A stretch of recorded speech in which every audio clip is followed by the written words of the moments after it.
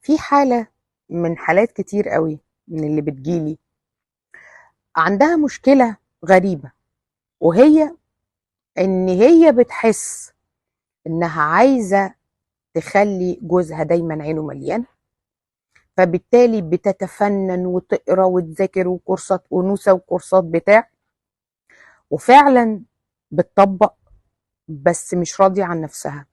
حاسة دايما ان جوزها هيشوفها اوفر، حاسة ان هي مكسوفة ان هي بتعمل كده، فعندها دايما رغبة ملحة انها تصارحه وتقول له انا بعمل ده كله عشان انت تبقى مبسوط، بس انا مش مبسوطة.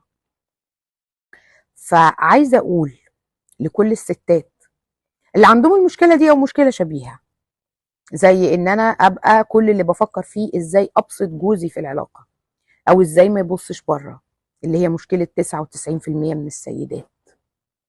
خلينا فاهمين ومتفقين ان احنا بشر، وان احنا اتربينا في بيئة بتعطي للرجل كل الجرأة في البحث أو في الإعراب عن رغباته، بينما لا تعطي المرأة أي حق في ذلك. فلازم تبقي فاهمة إن الخوف من إنك تطلبي، رغبتك دايما اللي بتحسيها مش واضحة حتى بينك وبين نفسك، ده نتيجة حتمية لما عشتيه. بس وقت ما بتتجوزي بيطلب منك انك تبقي من رابعه العدويه لتبقي ساميه جمال، انك من واحده مقفله على نفسها وعايشه في الماضي الى واحده بتعمل كل حاجه بكل انوثه كانها متعوده على الانوثه زي الاكل والشرب. طيب، ما هو الحل يا اختي العزيزه؟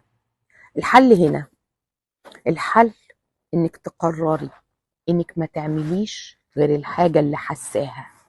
تيجي واحده تقول لي اصل انا تعبان عشان اتجوز عليا وعمل وعمل وعمل، لما يجي بقى اتفنن ان انا اعجبه ولا لا؟ اقول لها انت حاسه ايه؟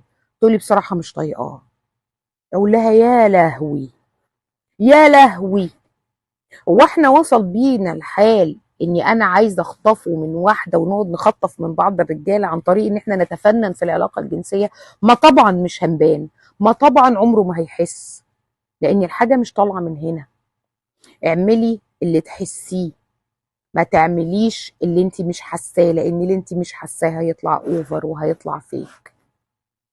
حبي انت نفسك، فكري بخيالك في حاجات نفذيها على ارض الواقع، لكن تروحي تاخدي من الكتاب او من الكورس نقطة رقم 1 2 3 4 انا هعملهم وانا مش حاسة، ما طبعا هيبان ان انا مش حاسة، ما طبعا عمري ما هوصل، ما طبعا عمري ما هكون انثى، لاني مش حاسة. الانوثة طاقة، افهموها، الانوثة طاقة. الأنوثة مش كتيب بنفذ اللي أنا شفته. الوصفة اللي بتعملي نفس مقاديرها من غير نفس ما فيهاش نفس، والوصفة البسيطة اللي بتعمليها برضا ونفس بتبقى طعمها أحلى من 1000 طبخة متكلفة. حسي بنفسك، حبي نفسك، حسي باللي بتعمليه، هيوصل للطرف التاني ومش هتبقي أوفر. لكن اعملي حاجات انت مش حاساها حتى لو قليله فهتباني اوفر، ولو مش حاسه يبقى في مشكله كبيره بينكم لازم تعالجوها الاول قبل ما تفكري تعالجي العلاقه الجنسيه وتتخيلي انها مفصوله عن العلاقه العائليه او علاقه الزوج والزوجه اللي بينكم.